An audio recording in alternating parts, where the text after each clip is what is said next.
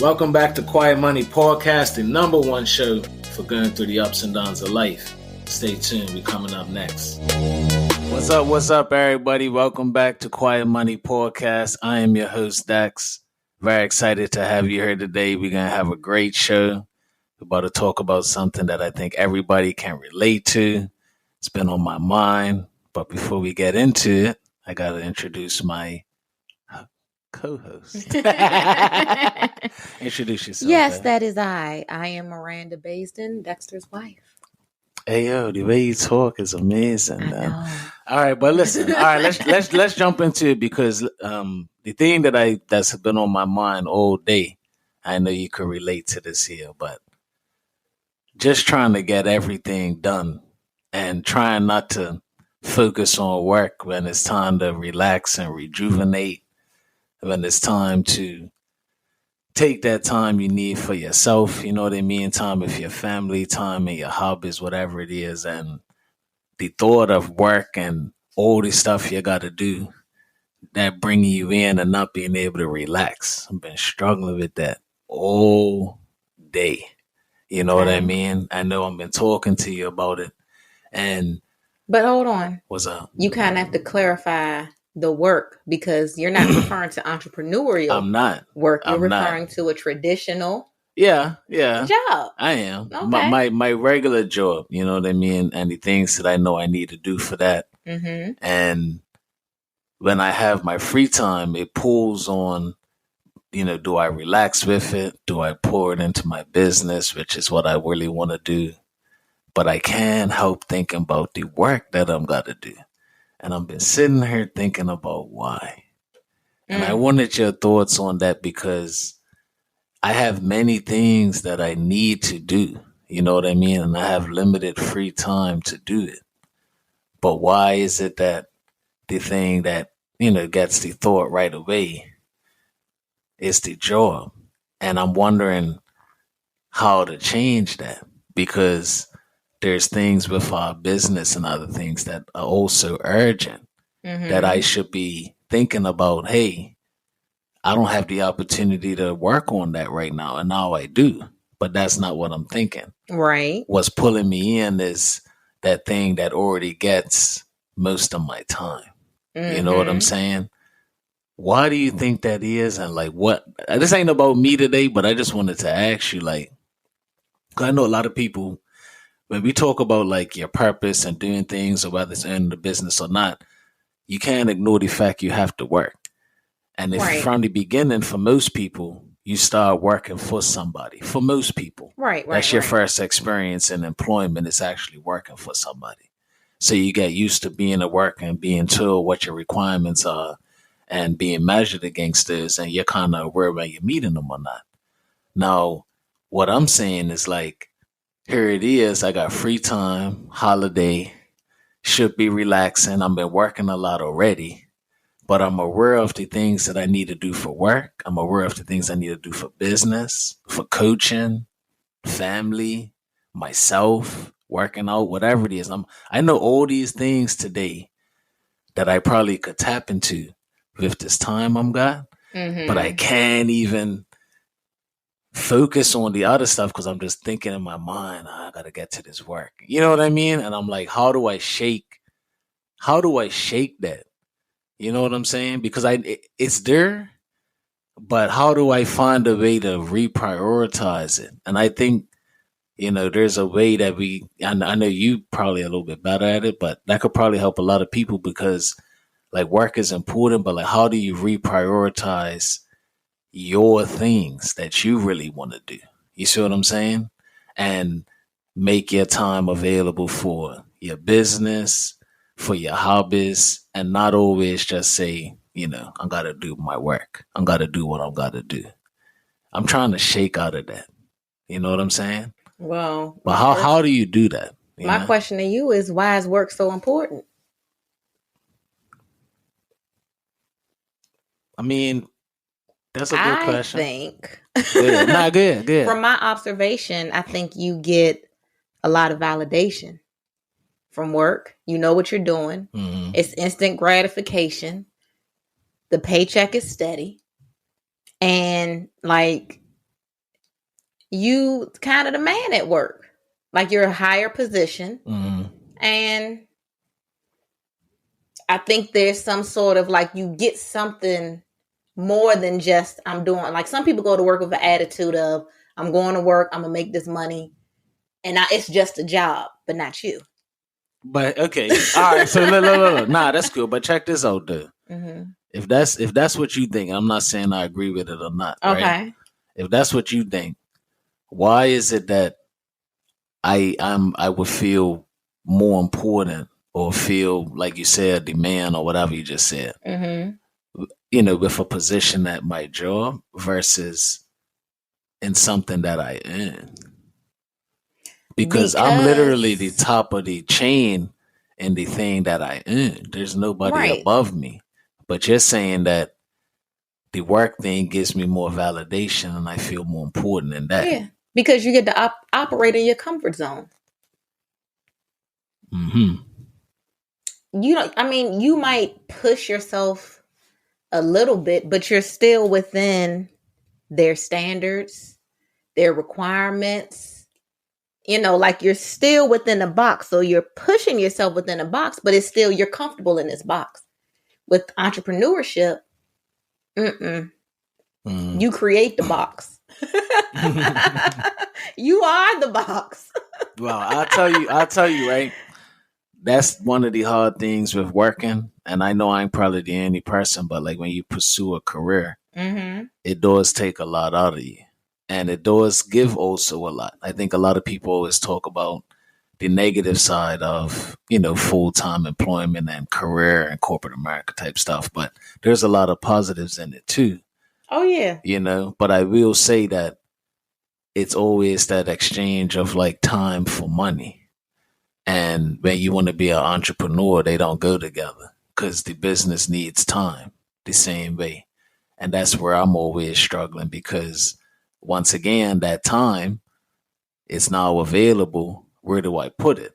Well, I've been conditioned for a long time because I'm a human, right? I'm getting used to things over and over. I've been conditioned to say my time should be prioritized this way.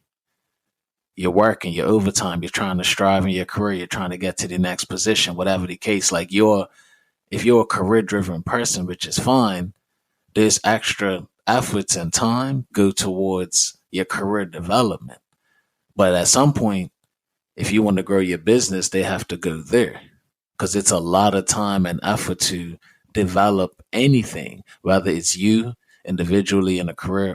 They all have the same elements: time, resources, successes, failures, learning opportunities, bumps and ups and downs. The whole point of our show. Mm-hmm. It's hard to go through the ups and downs of building a business and growing it, and going through the ups and downs of working for somebody, and going through the ups and downs of other. Like it's too many of them, right? You know what I'm saying? So that's another thing that I feel like I've realized more and more is yes, life's full of ups and downs, but like if you got too many of them, it would take a lot out of you.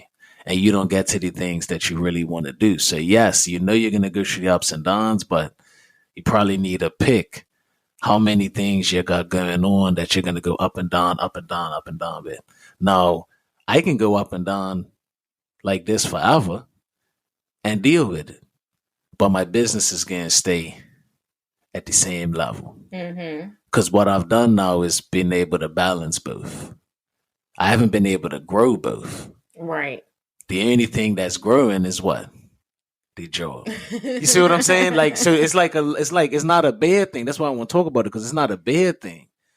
But it might be a bad thing, but it's not. Because I only have so much time and resource as a person. I'm a daddy also. I got a lot of things. So I have both two great things going on in life, but one is growing and one is not.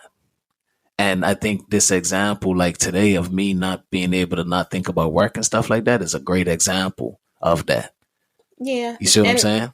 One thing that you could do to help that is establish some boundaries. When I'm off, I'm off. You do it with us. When you're off from work, for some reason, you think that you off from us. Like, I am off. It's Right. vacation. Don't ask me for nothing. But no, but in Yeah. all real reality, Mm-hmm. like seriously, like if I'm off, I'm off. It will be there on Wednesday. When I Right. get back, it'll be there waiting for you. True. So Nah, that's what I do. I'm gonna work on that then. But for anybody else, then, if you're listening, like, you might be similar to me or similar to somebody that talk to you about ideas, they have opportunities. There might be somebody that really thinks that they have purpose and know what they want to do, but they always prioritize work, or they always am on a path where they're trying to do both. If you're trying to build a business, it's tough.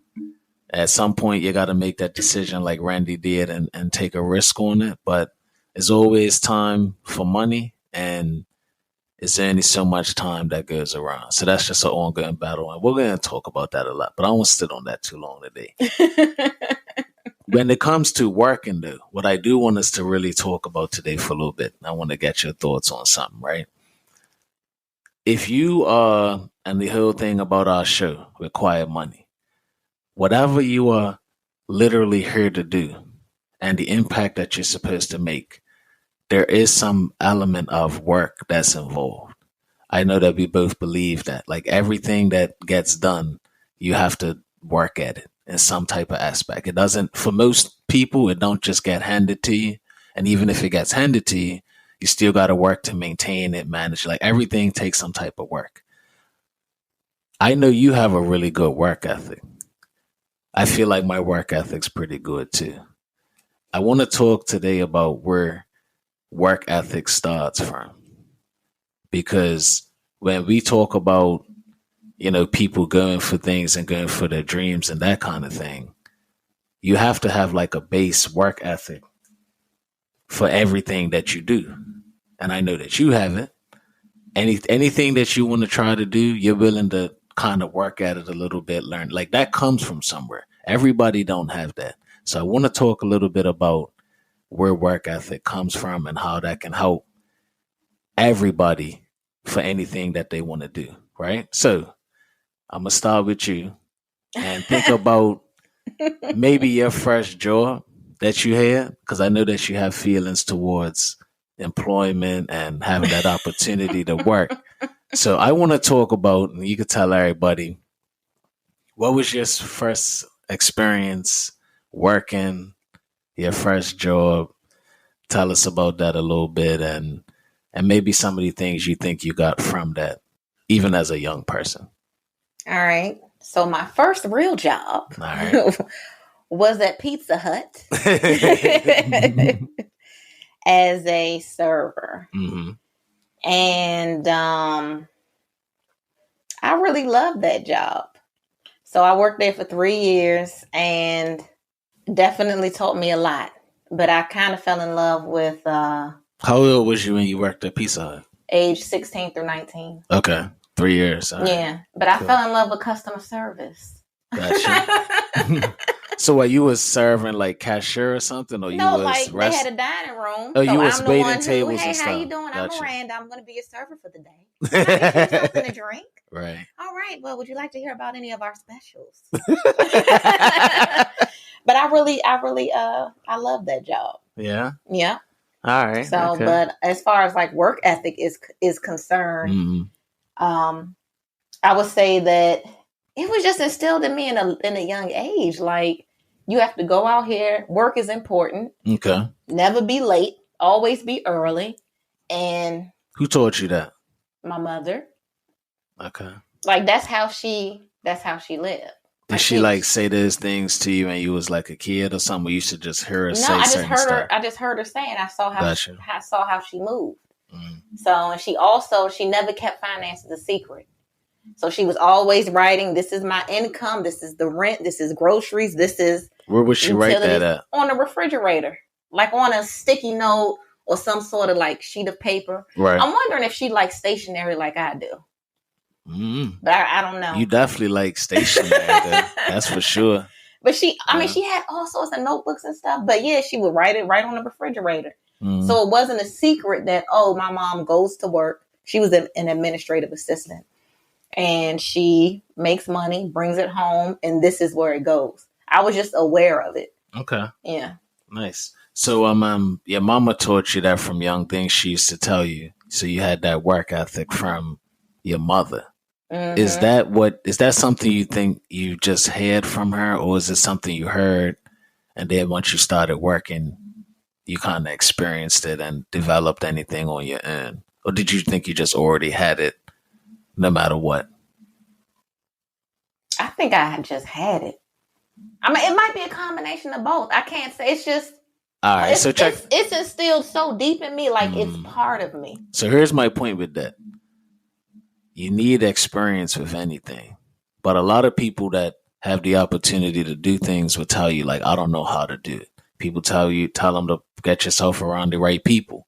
But my point is, if you don't know how to do anything, you can put yourself around anybody. You still have to have some type of work ethic and not be denied. And I'm wondering if it was more impactful that you heard those things from your mama and that she was telling you those things, somebody that you love, somebody that you looked up to, and that stuck with you more than even the fact that you learned customer service and all those things at Pizza Hut, which is great. Right. That's the skills. But where did the raw, like, I have to go for this. Like, I have to be on time. I'm not going to be late. I have to put my best foot forward. That didn't come from Pizza Hut. Right. That came from your mama. Yeah. That's amazing. Nah, I would say that that's very important because my point is that the people that's in our lives, especially from young, they're very, very impactful. And work ethic's just another thing that if you get to experience it and get taught it from people that you love young, that sticks with you way more. Like if you don't get that, you're at a loss later on. Now you got to go to the conferences and join the groups and start to absorb it when you've already been at a loss. But you could organically have it when you're young and impressionable and somebody that you really, really love pours the right things into you. You know what I'm saying? So to that point with your job at Pizza Hut, and then I'll talk about something else in a second. You learn customer service. You know, you really, really liked your job. You was working with people. And I really liked my manager. You really liked your manager. All the difference in the world. So you was working hard, probably giving it your best foot forward at Pizza Hut. Is that true? Majority of the time. Majority of the time. All right. So then from Pizza Hut, so now you're working at Pizza Hut. What did you do after that? Outback Steakhouse. All right. So you stayed in service then. I stayed in service. I was in college during the time. So yeah, I went to Outback because I needed some more money. Similar job, serving food and everything. Serving food. How long was you at Outback for? A while. It could have been like 2 to 3 years. Because I would go to school and you know what? I feel like some of it overlaps a little bit with Pizza Hut. But anyway, I got pregnant at Outback. And I remember I stopped working for a little bit. But now I can't remember if I went right back. I don't know. But it was not a short period of time. So I'm going to say it doesn't feel like it was long ago. Right. But as I'm trying to recall it, I'm realizing it was a long time ago. Now, here, check. Now, check this out, dude. I'm going to say between 2 to 3 years. That's all right. But check this, dude. And you probably needed it. And we ain't going to go into this too much today. But, you know, if you having a child, you know, younger, you already have been working, having that work ethic, already knowing how to pretty much make money for yourself. I'm pretty sure that probably helped you to go through that, you know, and be independent. Now, of course, everybody's life could take different paths, but you was at a point where you were ready to face that challenge too. You know what I'm saying? So your mama even prepared you more for that just from the simple things of telling you how to look at things and work hard at things. It's like a spirit of not quitting. You know what I'm saying? It could be that simple. Sometimes people, I think, make things complicated. Yeah. But there's different levels and ways that you can keep fighting and not quit and have that spirit. And there's different skills you need to do to execute it. But the raw thing is just being somebody that's either getting laid on or stand up. It's literally that. Yeah. And where do you get that from? The people that I would say, bring you into this world and had a responsibility to stand you up the right way. You know what I'm saying? Like, it's really that important. So that's Yeah. dope. You know what I I'm was saying? gonna say, because now that I'm flashing back, hmm I would. So I had Mariah, my first child at 19, and I was in college, so I would get up early in the morning, take her to the babysitter, drive all the way to make my 8 o'clock accounting class. Yeah, yeah. After that, I would leave school, then I would go to work. hmm And at this time, I remember it was at some point it was Victoria's Secret. So I left Outback and did Victoria's Secret. But then the important thing is that also not only did my mom like help me by implementing and planting those seeds hmm of hard work, but she would help me. So she would, pick up the baby from the babysitter sometimes. Like she would walk beside me during that time. Yeah. Yeah. So All right. yeah, I just That's thought what's I'd up. share that memory. Nah, that's all right. That's all right. We can But go it's ahead. important though, because we want to help our children, Mm, like definitely instill the work ethic, but help them to get to the next steps, whatever that is, Yeah. next phase. Yeah. yeah. So I would say before we even go to what you did next, what you are now as a business owner, an accountant, and EA, tax expert, all of those great things. That's totally different than service work. Oh yeah. You know what I mean? And we're getting connected dots. Don't worry, we're getting connected dots. Where But are we going with this? you know what I mean? I want when we're talking about work ethic, you talked about your mother. Yeah. Similarity that I have is I'm gonna talk about my grandfather. I was gonna say I already know where you're going. You know what I mean? And first of all, my grandpa's the good, that. But when I think about all the things that he taught me, he just showed me work ethic from the first day I ever remember meeting him. So me, I'm from the island of Bermuda. My grandpa has a construction and like tile installation business in Bermuda that he pretty much started working with his father when he was real young, kept the business going for himself and built it, into something pretty big in Bermuda. And I pretty much grew up helping him out. My summers, my spring breaks from school, I would be hopping on the truck, helping out, carrying boxes, carrying cement, mixing, like just whatever it was, like laborer type work. You know what I'm saying? I'll be like 10 years old, 11 years old. I'm still got the calluses on my hand, So it's something very, it's something that's very similar for a lot of Bermudian, like young boys. Like you end up working with somebody in your family that has some type of trade work.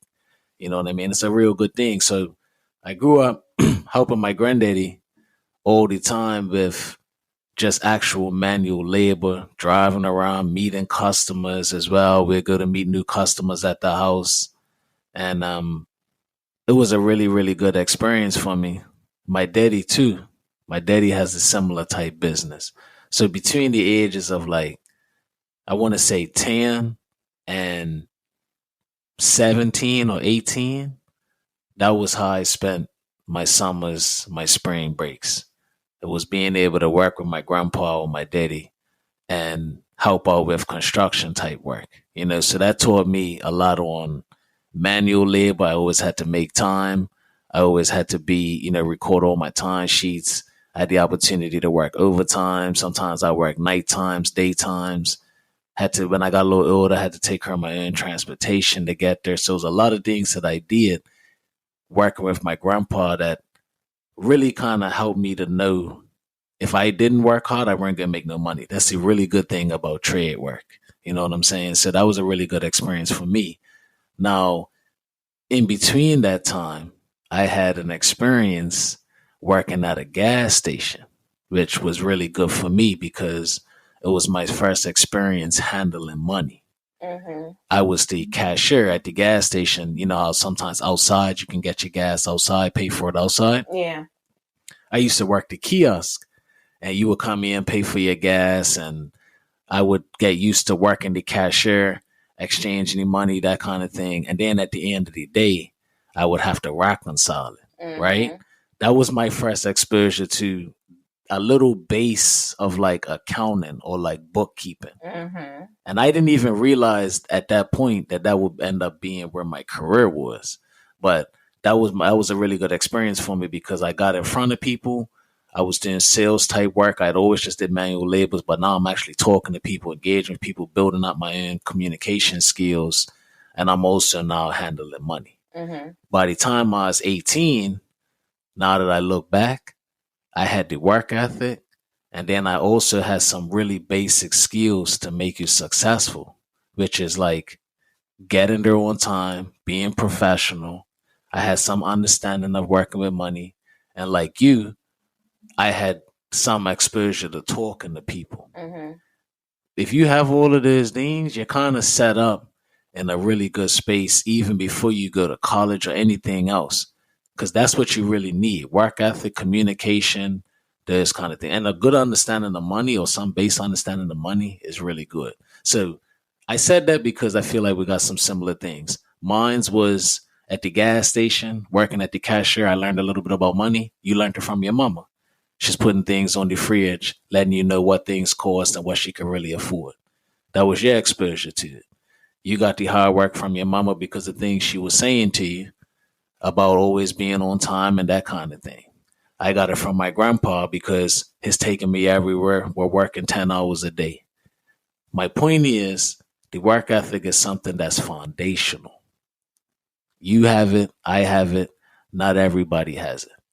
But before, as you're going forward, even now and saying you want to start a business or maybe you want to start a podcast or whatever, I would think about it. Do you really have the work ethic that's needed to do it? You know what I'm saying? Because it does take a lot of work. And if you don't have any foundational type stuff, there's like a lot of learning that you got to do. Yeah, you definitely got to put yourself around the right people. I know you learn things from even watching other podcasts, but like there's messages and impactful people. Like we learn a lot from people that impact us, not just reading in books as well. You know what I'm saying? So hopefully you get it young. I want to teach my kids to have the right work ethic young, but if you have to get it older, that's fine. But that's a very, very important thing. Nah, going from Pizza Hut, Outback, and all of that, right? Now you have to basically decide as you got older what some of the things that you were like interested in, right? So I want to talk about that for a little bit because I don't think that journey ever ends. But I want to talk about, now that you got this work ethic, which is fine, one of the hardest things to do is figure out what your interest might be. And I want to know, how did you kind of figure out that your interest was what you do now, like accounting, which is way different from obviously serving people food at Outback and all that. So how did you, go from, all right, I like this experience, I got this work ethic, I'm working hard, I'm making money, taking care of my kid and all that. I'm getting older though. I want to talk a little bit about like, how did you start thinking about like, what do I want to do with my life? You know what I'm saying? All right. So you take me two places Yeah. when I start thinking about what I want to do with my life. And I would say the first time I had that thought was when I decided to go to college. And I picked the major of accounting. So I picked the major of accounting because I already knew that I had some sort of passion towards money. So my original major was finance. But anyway, I ended up picking accounting because I was told I could make more money doing accounting, which was important to me because I had my daughter. And then it just made sense. So now there could have been many other options out there for me. I don't know. But at that time, that's what made sense. So I picked accounting, and then that's what I did. So the fascination with money came. It's always been there, and I've been trying to figure out year after year about how I'm going to take what I know about finances, like, the importance of saving. And I'm talking about a traditional, how to build wealth in a traditional way, not investments and all that stuff, but just like, putting money to the side, how to budget, that has been my passion for most of my life. Mm-hmm. So, so that's part one. Right. Yeah. And if you, I mean, you can go back on my social media and see how I've tried to pull it all together. Mm-hmm. I can't say it has come together the way that I would want it to, but it was the build up to my second, the second part where I would say I started questioning what I wanted to do with the numbers and all that stuff, like during the pandemic. Like when that started. That's real recent. I think it's real recent. Okay.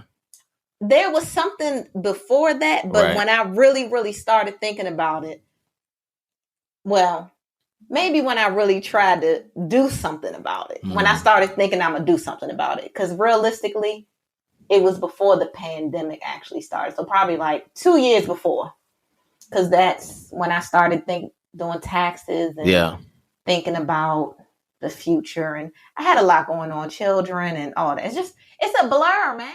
No, I'm just asking. I feel like I got a rush. I'm just asking. Nah, I got you. Yes. I'm just asking. That's all. Back to the work ethic thing. Mm-hmm. So I realized at some point that I'm not living to my greatest potential.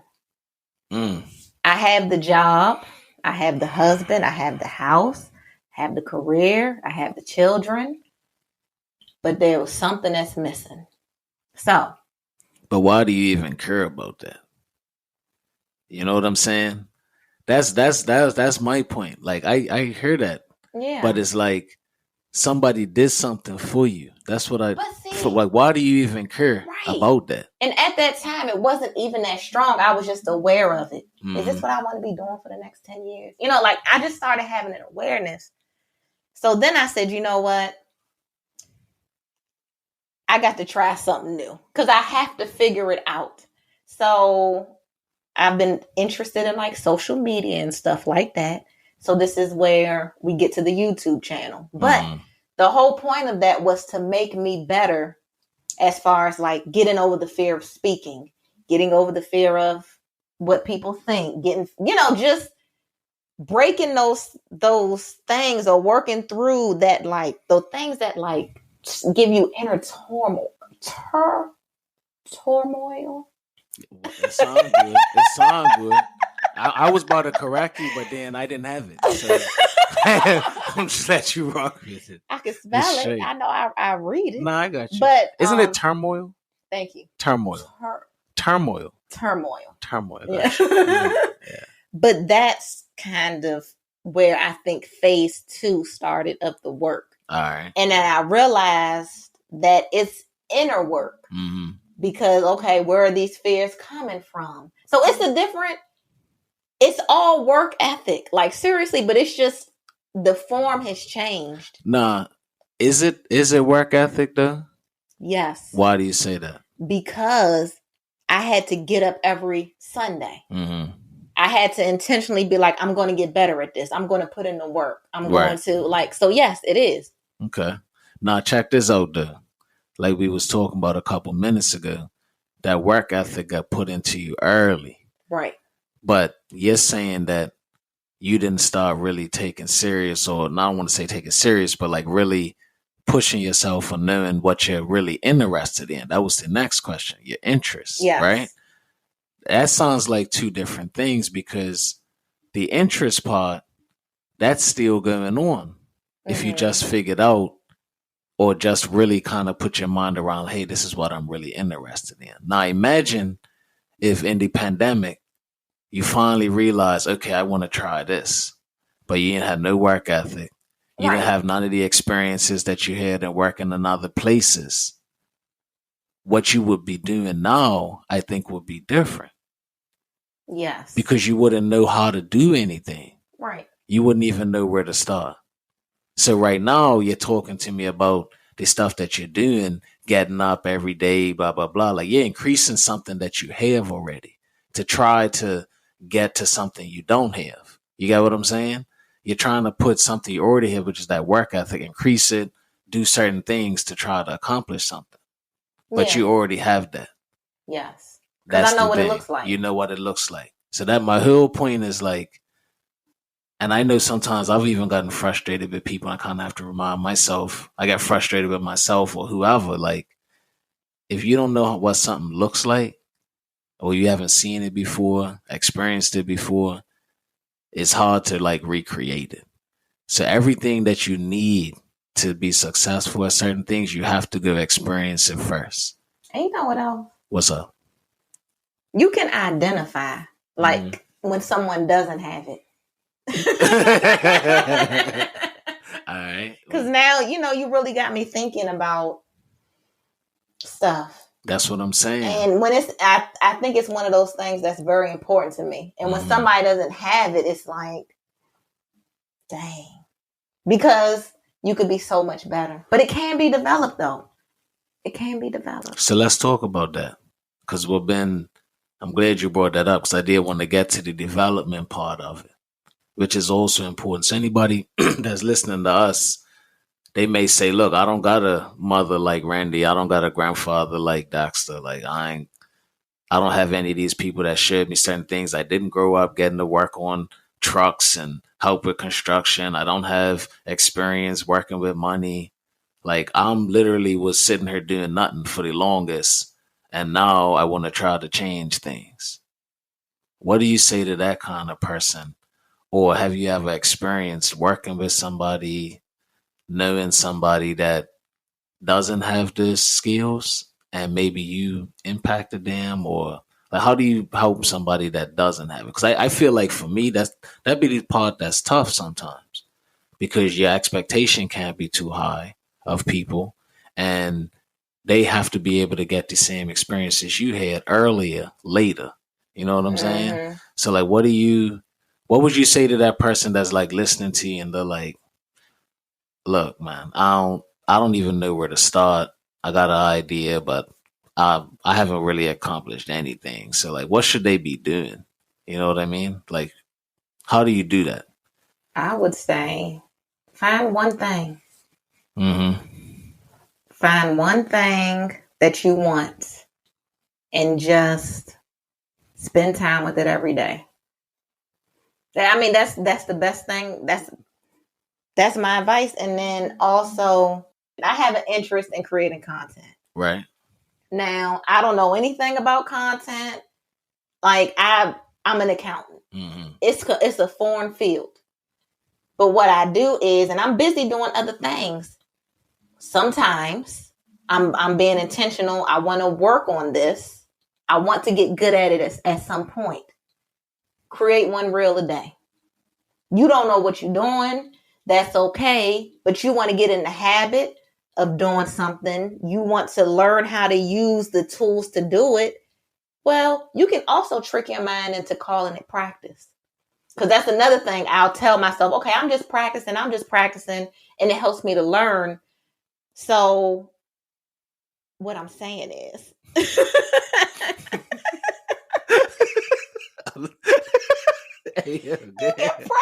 having work ethic. I don't know. No, I got you. Well, you just do it every day.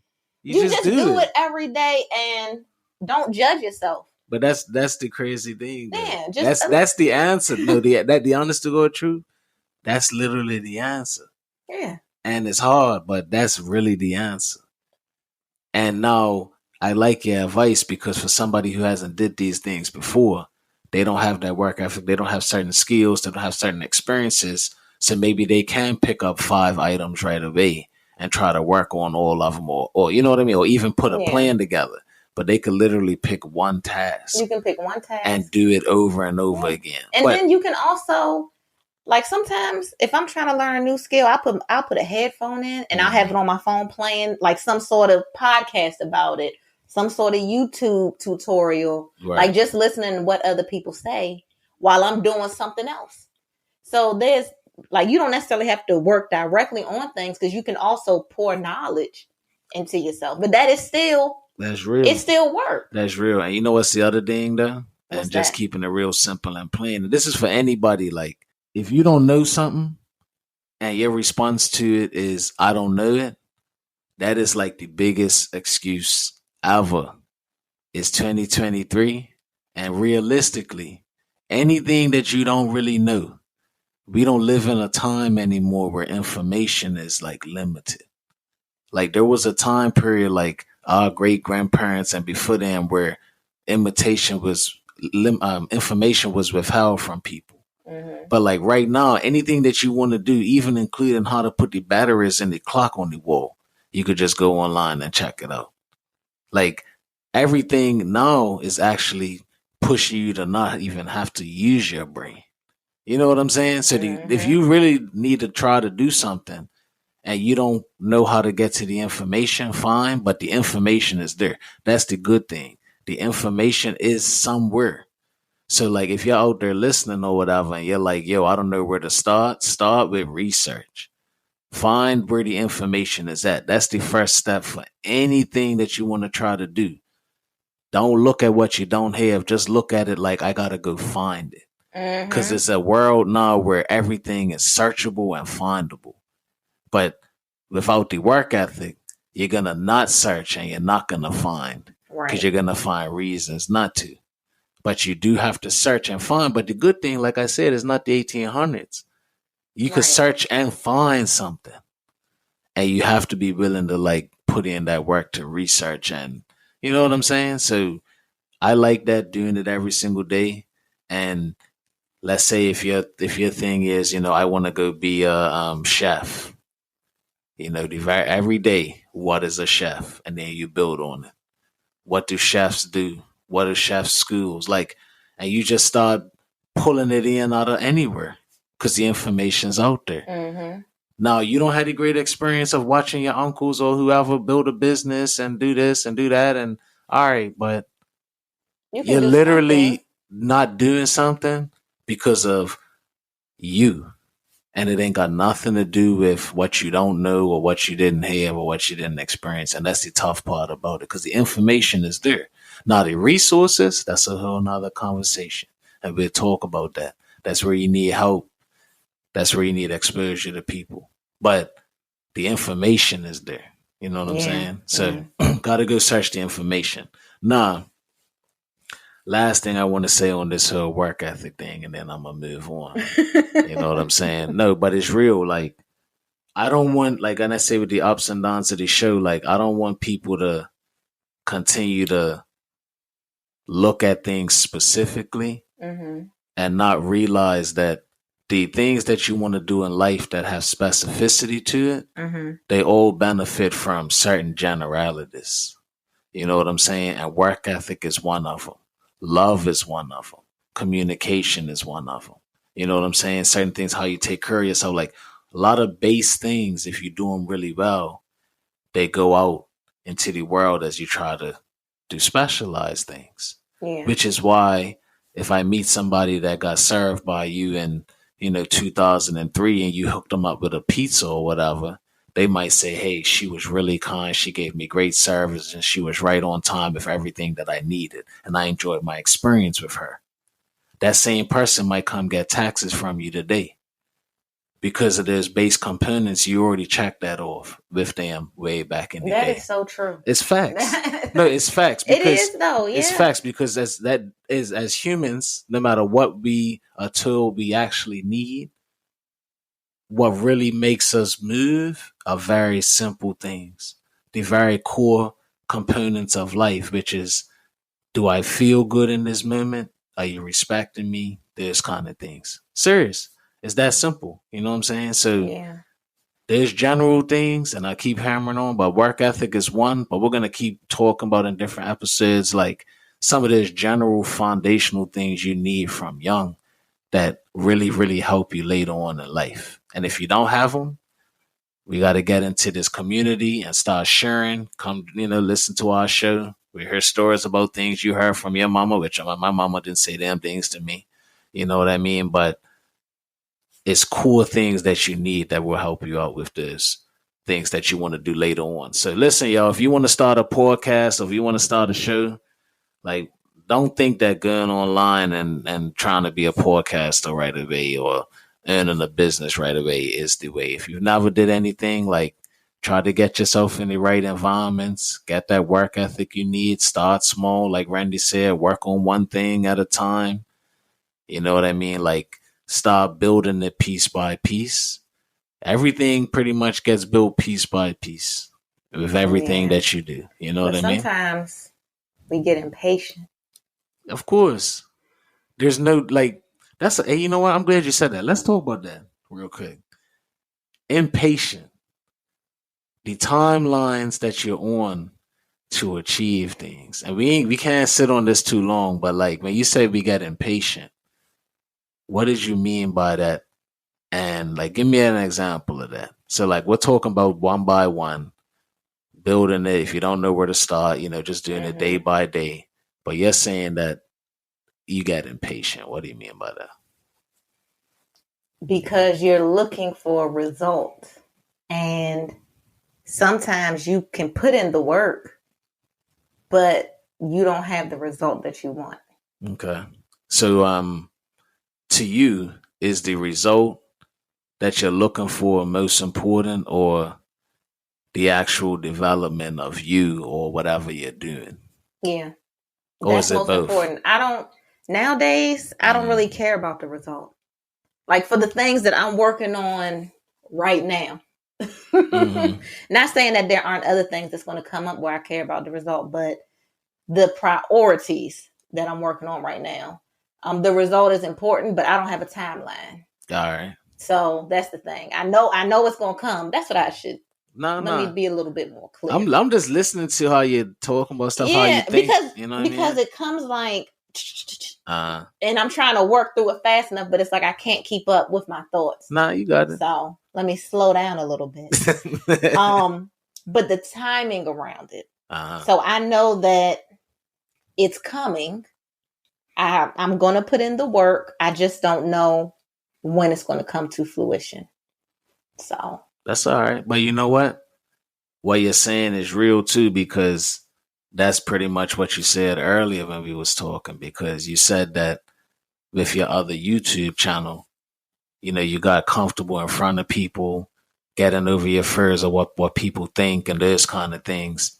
So to me, that's an example of you doing something and prioritizing the development of yourself versus the results. Because now you're actually doing something else. You know what I mean? But that was your first time doing something so differently.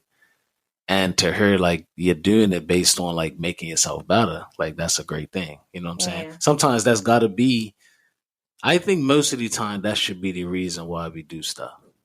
It's for the authentic reason of bettering ourselves, impacting the people we love or other people. You know what I'm saying? Like, not just for the results or admiration of things, because that stuff don't last, and half of the time it ain't even real.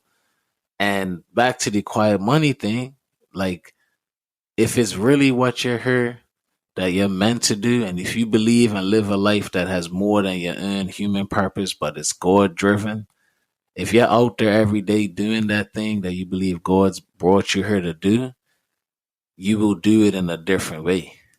Just like you said it, you're actually going to want to authentically be better at it, authentically be impactful. And if you make a whole lot of money doing it, cool. But if you're actually not doing it, truthfully, now I'm getting, I don't want to get too religious, but if you're not doing it based on the fact that, hey, I'm on earth, we talked about this before, but I'm on earth. I know after earth, I'm going to go somewhere else, like heaven, where God's going to ask me about my works and the things that I did. Like, you're here to fulfill something, a destiny, a service, an objective, a purpose. You know what I'm saying? So when you do things and you have the opportunity to improve, you're already driven by something that's bigger than money and bigger than results.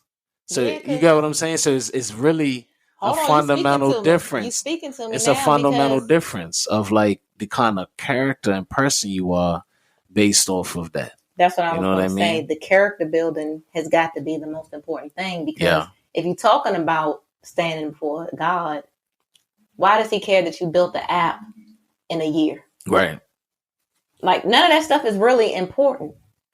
It's not. It's the character development. Like, how did you work with the people that you was working with? That's what I'm saying. To build the app. That's what I'm saying. Yeah. Now, if you, and through your own journey, and you had that relationship and you realize, I've been blessed with technological or whatever gifts. You know what I'm saying? And you know every day that you're out there doing what you're meant to do and you love it and it makes you happy and brings you energy and you're doing impactful things. It ain't nothing wrong with being the top tech person in the world making all types of money. Right. You know what I'm saying? But that's not what got you there and that's not what drives you. But there's nothing wrong with it. So I want to make sure people know, like, money is important to us. You know what I'm saying? But when we have the opportunity to do something and we realize we're doing it for the right reason, like, that's what you're supposed to do. And the money actually will come. That's the trick part. The money will come and you will always be taken care of. And I don't know the verse. I know the Bible says that where it talks about the birds and you shouldn't be worrying about what they're going to eat and all that type of stuff. But listen. All right, Matthew what? 6. Okay, that's better than I had nothing. So, but you know what I mean? Like, the truth is every day when you're living, the things that you're worrying about and the things that you're trying so hard to get and the things that you stress so much about losing, they're not even yours anyway. They're just learned to you for a little bit of time. You know what I'm saying? So I want people to realize that too. Like, when you go to Florida or you want to go to Copacabana or whatever and you want to go to the beach and get your little margarita and all that, they sit you there and they say, hey, y'all want some rental chairs? You want to rent the jet ski? You want to have an experience? And everybody lines up excited and, you know, rents a couple things, you know, put your suntan lotion on and you start enjoying yourself. And when it's time for you to go, you give them the things back. You already acknowledged before you got there that they weren't yours and you was just going to enjoy them for a certain period of time. And that's why when you leave happy because you feel like you got your money's worth. But you don't leave pissed off because you can't take the chairs with you. You're not sitting there arguing because all that money you spent now you can't. You already know that stuff ain't yours. So how do you treat those rental things? Hey, don't scratch it up. You know what I'm saying? Watch how you're riding it because you don't want to pay no extra. You know it's going to be costly to mess up those things that you paid for on your rental thing. You know what I'm saying? Because you know that it's not yours. That's the same thing with your life. You should be treating your life like that. God gave you life. It's not yours. God gave you money. It's not really yours. He gave you a house. It's not really yours. You see what I'm saying? So while you have it, you should really be taking care of it, taking care of yourself, taking care of your family, taking care of your finances, taking care of your business, taking care of your gifts that you've been given. Because you only have them for a period of time until you have to give them back. And when you give them back, you always have to answer that question, just like with rental equipment. What did you do with it while you had it? And when you give that rental equipment back, if you messed it up and you scratched it up, it's going to cost you. And if you're down here in life living for other people, not sitting here living a life that's God driven and actually doing the right things and thinking about life after this, when it's all said and done, right, you're going to have to answer, what did you do with these things that I gave you that weren't really yours? And if you scratched them up and if you mistreated them, it's going to cost you. It's the same thing. So that's what quiet money is about, yo. Like, because it's not all ups in life. Because your life is not just about that. It's about something bigger. So if you realize that from the beginning, there's things like rental equipment, jet skis or whatever. That might be your podcast. That might be money. That might be your business. If you realize what it really is, you can have the most fun with it. And you can experience it better than you ever can. Because you actually acknowledging it for what it is. So that's my point with y'all today. When you go back on your vacation, think about that. You go ride the jet ski, you use all the gas in that thing. It's nothing wrong with enjoying the things that you've been given if you look at them for what they really are. But as soon as you make them bigger than what they are, you have problems. As soon as I go try to take that jet ski home, I'm going to jail. That's not how it works. So as soon as we sit here, keep living our lives, trying to make money the most important thing, trying to make relationships the most important thing, trying to make getting to the next step at our job the most important thing, it's not going to work out well in the end. Because that's not how it's supposed to work. That's the point of the day. I want everybody to think about that. Enjoy your life, love yourself, and put things in the right perspective, not to not make them important, but to actually make them the right level important so you can enjoy them. Enjoy your money. Enjoy your business. Enjoy it in a way where it doesn't take away from your soul. Because your soul is the most valuable. You know what I'm saying? And that's real. It's like the only thing you really have. That's a fact. That's a fact. And you know it's the most valuable because when it's all said and done, that's the only thing that God wants back from you. He doesn't take anything else. See what I'm saying? So how could it not be the most valuable thing? That's the only thing he wants back. He doesn't take any of the things you accumulated. When Steve Jobs or whoever, somebody rich and some bum on the street, when they all pass, God says, I'll take the same thing back from y'all. He don't take no more from the person who had more. So that lets you know that what he had was never his. Yo, real talk. Make sure you subscribe to our podcast. And when you go through life, find a way to enjoy it because you're really enjoying it for yourself. And you're really doing what you're meant to do. You know what I'm saying? If you really tap into what you're meant to do and what you was born here to do, just like vacation, if you stick to your plans on vacation and you don't overspend that money, you'll get to do the jet skis and you get to do all the stuff you're supposed to do and you'll rent it and you'll put it back and you ain't got no extra fees. And you get to go home and live peacefully with your family. And that's what you're supposed to do after this life on earth. Go back home to your pops and go live peacefully with him. And enjoy all the things that he's giving you right now. Yo, make sure you subscribe to our podcast, Randy. I appreciate you. You know what I mean? Hey, it was great talking to you. Like, I'm as after always. What you said. What's up? I'm speechless. Like yesterday, you asked me. What's up? Like how you helped me. Mm-hmm. And like how I feel poured into. Like I really just feel like, wow, I love you. Like that's why I love you, because you do that for me. Well, you know what? All the time. I love you too. I just wanted to you know what I'm saying? And we're going to keep being real about life, talking about real things. And as you hear us getting money and building business and all that, you'll hear about the tough times that come with it and the sacrifices as well, because that's real life. And this is Quiet Money, the #1 show for the ups and downs of life. Make sure you follow Quiet Money Podcast on all streaming platforms that have podcasts. Follow us on Instagram. Leave comments on our videos. Let us know what you're going through, ups and downs. We want to hear from you. We engage with you. And we'll see you next time. Peace.